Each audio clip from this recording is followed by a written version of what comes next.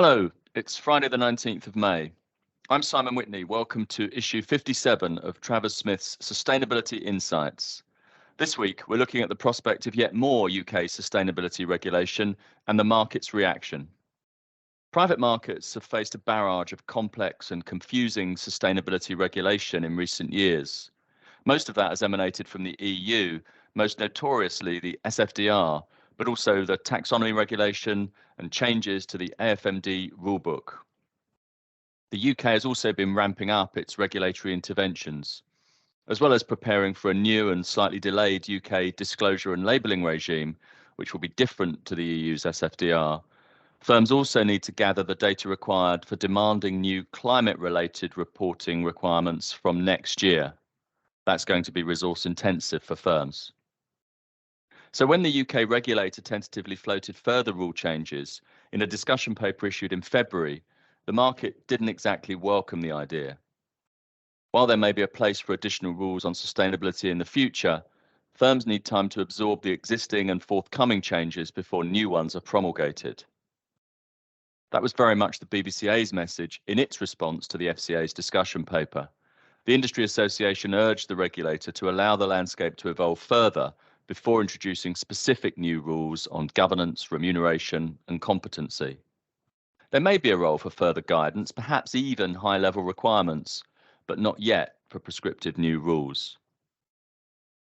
In the meantime, the BBCA, Invest Europe, and other industry associations are playing a vital role in helping firms prepare. See, for example, the excellent guide to TCFD reporting prepared by the BBCA in conjunction with ICI and KPMG.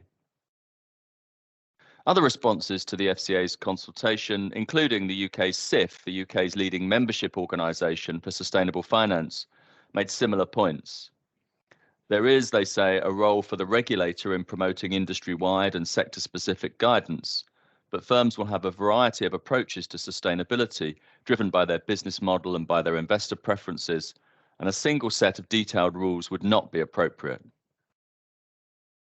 Many respondents also pointed out that existing sustainability-related rules already cover several of the areas highlighted by the FCA. For example, the UK's TCFD-aligned reporting rules mentioned a moment ago will require firms to disclose how they are considering climate-related factors in their governance, strategy, and risk management processes. And the FCA is already, quite rightly, focused on greenwashing. A separate proposal, currently in the final stages of development, is expected to lead to a general anti-greenwashing rule later this year. Consistently with that focus, some responses noted that there is clearly a role for rulebooks to ensure that firms have the resources and the expertise to deliver on the commitments they have made to their investors and to other stakeholders, and that their approach to remuneration is consistent with those commitments. But it does not seem right for the FCA to dictate what those commitments should be. In fact, that has been broadly the approach of the European Commission in its changes to the AFMD and other sectoral rulebooks.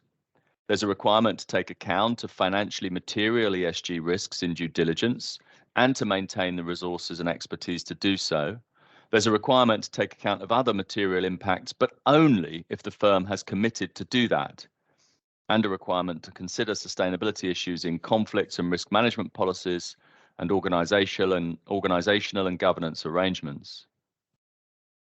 Adding some similar judicious references to sustainability may be a way to signal to firms that the FCA expects them to focus on ESG as part of their normal business processes, and it would be a proportionate response to a new requirement that the regulator should have regard to the government's ambitions for the provision of sustainable finance. Whether such rule changes would make a meaningful difference to behaviour may be doubtful, but behaviour is already changing in response to growing investor demand and to economic incentives. So it's not clear there is a market failure that justifies further regulatory intervention. Indeed, some of the mooted regulatory interventions could do more harm than good. In a compelling article published as part of the discussion paper, Tom Gosling, an executive fellow at the London Business School, reminds us that while linking ESG to pay sounds like a no-brainer, it is far from straightforward. Although there may be circumstances when stretching ESG targets measured by transparent and reliable key performance indicators, are helpful, Gosling argues that, quote, regulators should not assume that ESG targets are always appropriate or that all ESG issues should be included in pay.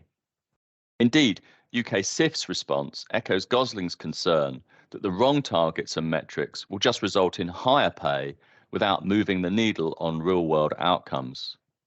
And the BBCA points out that although some impact funds are linking carried interest payouts to impact objectives, the market is still innovating, and prescriptive regulatory requirements would seem premature. The FCA has some pretty big operational objectives: to protect consumers from bad conduct, to promote competition, to maintain the integrity of the UK financial system. No doubt the FCA can also help to address the climate crisis, and indeed, the UK government is about to give it a mandate to do just that. Its rulebook can certainly promote a more sustainable approach to investment and finance, and many believe that it should. But it's equally clear that the regulator must tread carefully.